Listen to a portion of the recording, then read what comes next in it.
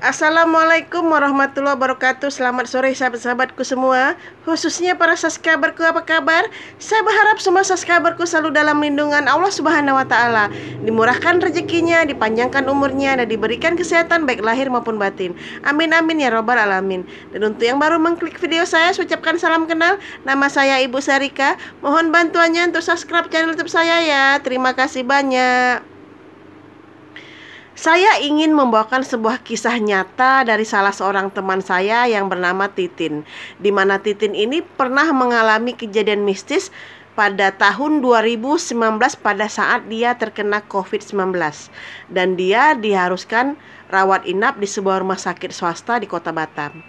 Nah, teman saya Titin ini dirawat selama 1 bulan di rumah sakit tersebut.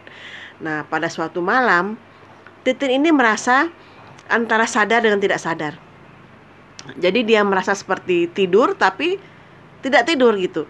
Nah, dia merasa melihat sesosok anak remaja yang berkepala botak, memakai baju bawahan saja, tidak berbaju di atasnya, itu berkeliling tempat tidur dia.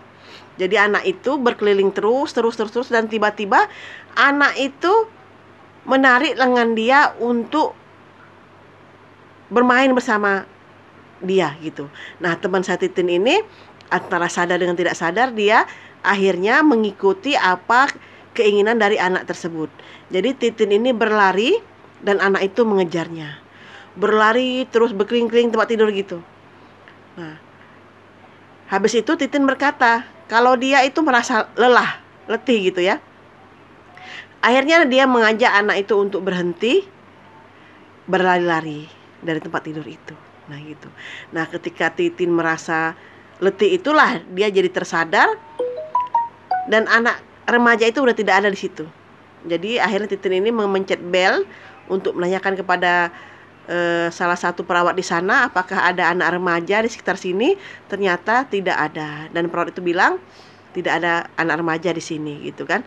Nah, Titin ini sangat ketakutan sekali, tapi bagaimana lagi karena dia terkena COVID, jadi tidak bisa ditemani oleh keluarga untuk tidur. Dia tetap tidur sendirian gitu kan.